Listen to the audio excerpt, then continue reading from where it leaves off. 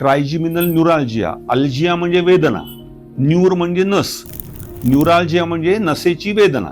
कुठली नस? तर तिळी नस, की जी चेहऱ्याला स्पर्शज्ञान आणि संवेदना देते. ज्या लोकांना औषधांनी बरं वाटेल त्यांना औषधं सोडून काही उपचार करायचे नाहीत. तर तुला आतापर्यंत 2-2, 3-3 औषधांचा प्रयत्न केला, बरोबर आहे ना? तुझ्या डॉक्टरनी अतिशय योग्य गोळ्या दिल्यात तुला, पण तुला दुर्भाग्याने ज्या गोळ्यांचा ह्या दुखण्याला चांगला परिणाम होतो त्या गोळ्यांची तुला म्हणजे त्या तुला सहनच होत नाही. जेवायला तिकडनं चावायला गेलं दुखतं, दात घासायला गेले दुखतं, तोंड धुवायला गार पाणी लावलं तर दुखतं. म्हणजे मी असे रुग्ण बघितलेत की महिने दातच घासले नसतात, इतके घाबरतात, भयानक कळ मारते.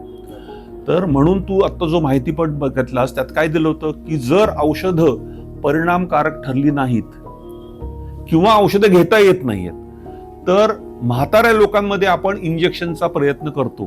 दिलं ना रेडिओफ्रेक म्हणून, पण तू म्हातारा नाहीयेस तेव्हा तुला ते द्यायचं नाही, तर तुला शस्त्रक्रिया करूनच बरं करायचं. ती त्याच्यात वर्णन केलं होतं. तर हे काय दुखणं काय आहे, तर ही नस मेंदूच्या ज्या भागातनं निघते त्याला म्हणतात मेंदूचं खोड. आमच्या भाषेत पण त्याला मेंदूचं खोड म्हणतात, ब्रेन स्टेम. या खोडातनं या सगळ्या नसा निघतात. अर्थात त्या खोडाच्या आजूबाजूला रक्ताच्या पण नळ्या असणार, कारण मेंदूला रक्त लागतं. तर ही नस जिथनं निघते त्याच्या शेजारी 1-1.5 सेंटीमीटर वरती एक रक्ताची नळी असते सगळ्या लोकांची.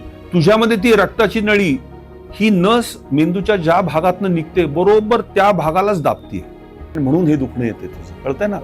तर आपण शस्त्रक्रिया करून काय करतो, तर ती रक्तवाहिनी हळूच बाजूला करतो आणि बाजूला ठेवून देतो.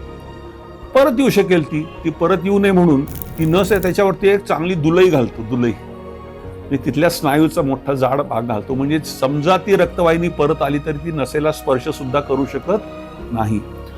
ही शस्त्रक्रिया नवीन वगैरे काही नाही. 1968 साली पहिल्यांदी शस्त्रक्रिया केली, म्हणजे किती वर्ष झाली? जवळजवळ 57 वर्ष झाली. तर ही शस्त्रक्रियेचं यशाचं प्रमाण आहे जवळजवळ 99.99. म्हणजे शस्त्रक्रिया झाली की लगेच माणूस त्यातनं मुक्त होतो.